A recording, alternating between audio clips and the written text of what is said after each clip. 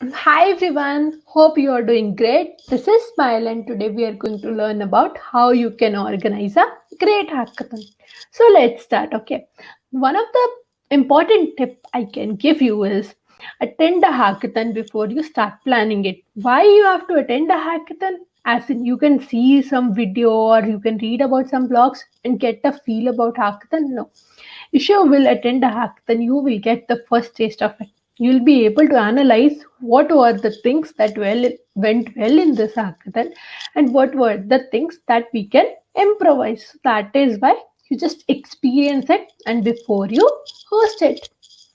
Okay, so suppose I went to a hackathon, I saw there the organizer have invited some of the judges and then he have got in touch with the caterer and he had ample of snacks and coffee for everybody. Is this enough for a hackathon to be a successful one? Let's think. No, it's not. Why? Because there are a lot of things that are going behind the scenes also. So we will see a prototype that will help you how we can have a great hackathon. So these are the things which people generally do before they host a hackathon. First thing is that they decide a theme. Next thing is we decide on intended audience. Then we decide a format. Then we decide time and date. We fix the venues. We identify the sponsors. We finalize the budget. We launch the website. Then we establish a code of conduct. Then we decide on the prices based upon the sponsorship amount raised. Then we pick judges and the mentors, and we do a lot of preparation. And in the end, we get ready for the event. Okay, so there are a lot of things. Is it possible all these things can be achieved by a single person only? No. So that is why structuring a team is very important in some big events like hackathon. So these are some of the departments which I was able to think about which we need for a hackathon team. One is the logistic team, a team that will take care about all the logistics like having the expenses covered for the to and fro of a speaker, then their how they will stay, who will get in touch with the caterer or maybe a t-shirt vendor, etc. So this is logistic team will handle. Second thing is a design and content team who will create amazing content for social media promotion and increasing the presence of the hackathon. Third thing is having the social media managers who will use the content which was provided with the design and content team, and they will increase the social media reach by posting it by using some good hashtags. Then the next team is a PR and a web development team. So this team helps you in creating a web presence and talking to the normal people for the hackathon. And last but not least, the most important team, the sponsorship team. This is the team that helps in hunting sponsors, and more the sponsorship amount, the better the event. So, yes, treat all the members of your sponsorship team very nicely. So, I have structured my team and I know the general preparation time estimation. So, what next? So let's kickstart and let's start for how we can host a hackathon.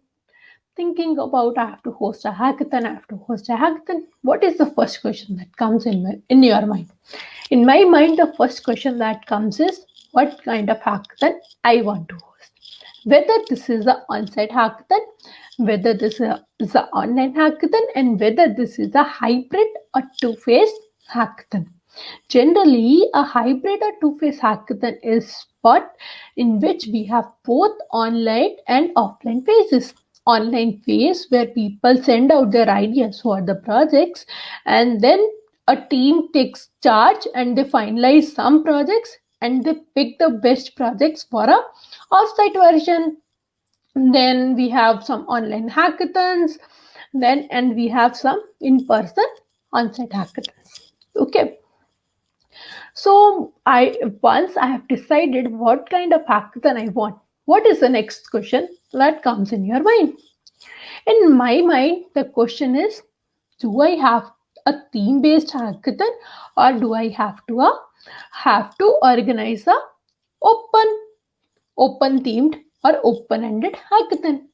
One thing I'll tell you, for a solution that makes a difference in terms of quality and relevance, focused theme is not negotiable. Before you call the developers and say, hey developer, I am hosting a hackathon, please come and join. You have to identify, a clear definition of goal is required, whether you want a themed hackathon or a non-themed hackathon. So one thing is that if you will have a themed hackathon, right, these are some benefits. It will help you in simplifying the ideation process. Then it will help you promote equality among the projects. Equality among the projects, as in, suppose two people have developed the projects. One have developed a project that is around a solution to improve the COVID life, and other is regarding the women upliftment. Which project will you prefer the most, or which project you will consider it best? There would be a lot of doubt, right? So that is why we may promote equality among the projects. Then it helps in solving a particular thing. That is why themed hackathon is very nice. So I have thought that I'll choose either an open-ended hackathon or a themed hackathon, and I have decided what kind of hackathon I wanted to host. What's the next important things? Dates. Right? Why dates are important? Just think of a fact. You are a developer who will take part in a hackathon. Do you want to spend your precious holidays coding and rather not to spend with your family? No, I will not go on such a hackathon. Then second scenario, tomorrow you have a class, and will you skip the class and go to some event? No, I will never go. So that is why we have to think through the dates. Another reason why dates are important, see, you never want to clash the dates with some niche conferences or some similar hackathons. Why? It will divide the audience. That is why having perfect dates is very important. You can always choose for weekends, because in weekends people prefer to code and they are free for 2 days. Okay, so this is all about dates. I've thought about what kind of dates I wanted. Then, what is the next thing that comes in my mind? Let's think. Yeah, a perfect venue. So, if you're hosting your event in a university, would you like to host it in a cafeteria? Mm, no, because a lot of people will come in the cafeteria, and all the devs can get distracted. And moreover, if I was an attendee, instead of coding, I would have went to the order counter and would have ordered a pizza for me. When a lot of food is around, I can't code. So cafeteria is not a good option. Then how about library? Because no food is allowed in the library. No. Why? Because I'll not be able to discuss with my fellow teammate. So that is why library is not a good option. Then what could be the good option? Maybe a space, auditorium or a classroom where proper sockets are there. Why sockets? Because there is a high chance, right? People don't have high-tech laptops whose battery will last for 24 hours. So that is why good infrastructure is very important. Then, if you're developing some Facebook kind of thing, a new amazing project, is it possible that you can do it on your mobile data? No. So that is why good internet speed is again a check, again a thing which we require for a perfect venue. And last but not the least, most important, if you have to sit for like 48 hours and you have to do something and you don't have to leave the premise, food and coffee is must for everyone. So having food and coffee, having a perfect peace, calm environment, having high-speed internet, won't it be very costly? From if I'm a hack club, from where I will get all this amount? So there, that is why sponsors come into picture. You might be wondering why somebody will, invest in the event. So sponsors generally buy in when they want to boost their brand visibility, or maybe recruit some skilled workers or interns, or get real-time feedbacks on applications and programming interfaces, or maybe some sort of projects and services. So one thing is that getting sponsors is one of the hardest tasks. So if you are, you know, if you are a hack club or a student where we wanted to have a non-profit hackathon, how will I raise funds? One of the important things when you are raising a fund is having a budget, because once you have an estimation, right, you can plan for sponsorship and you can think about whom to target and how you can target. So that is why making a budget is important. The things like you need to know about the revenue, cost, and how much you intend to spend on particular attendee should be always written in your budget. And your budget can also include that food, travel, security facilities, hardware, staff, branding, then your favorites, swag packets. Then these things can come in budget, and don't forget to keep a emergency fund. Okay, so here is a sample budget how it looks like. So I have added a snapshot. So this is some sort of budget you can show to the what your sponsors, and they will actually consider your request to be genuine and they will give you sponsorship. Okay, so what could be the other tips while we have to hunt for sponsors? I'll share my tips. So generally, what I do if I wanted to get get the sponsorship, I generally try to connect with my friends who might know one of the DevRels of some good companies who sponsor. Okay, or if you don't know any friends who are in touch with DevRels, you can always visit Crunchbase. There you can get some useful contacts.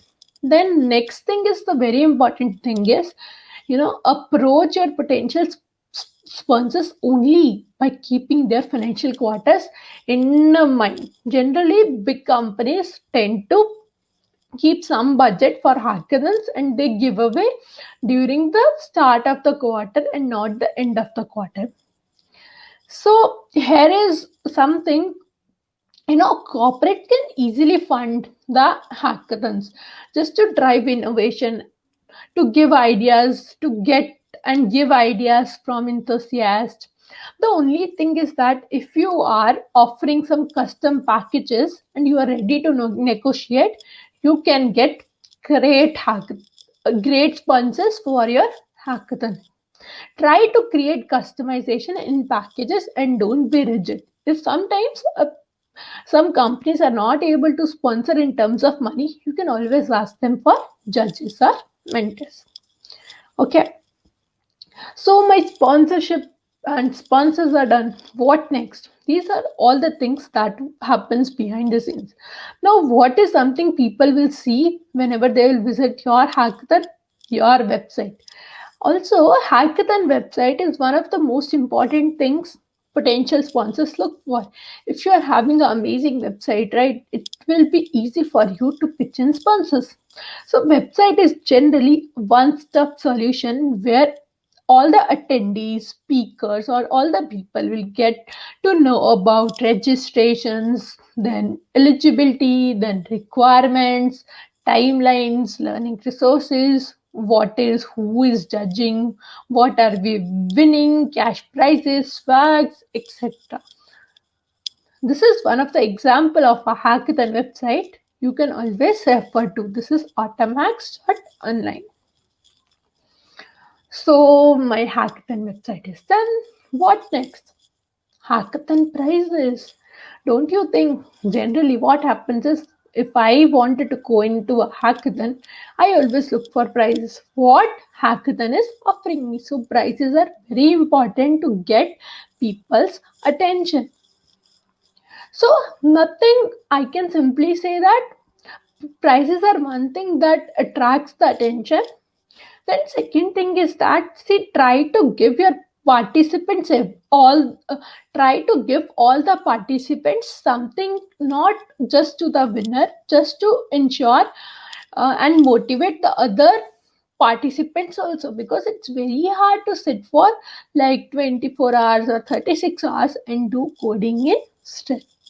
And one more thing I have learned from my experiences, if you are giving some, maybe some cash prize, or if you are giving an opportunity to showcase themselves for a company interview, people will always prefer the second option, that is a option where they can get an interview, or maybe their project can be get incubated. So try to create a diverse prizes. Okay, it will help a lot of people, it will help to attract a lot of people for your hackathon. And last but not the least, try to have all the hackathon prizes on the day of the hackathon only. Why? Because it's really hard to get in touch with the teams and giving them prizes later the day. Or if the prizes are not available, just tell them how you can collect it. So my prizes are done. So what are the things I need to do for making myself ready for the event?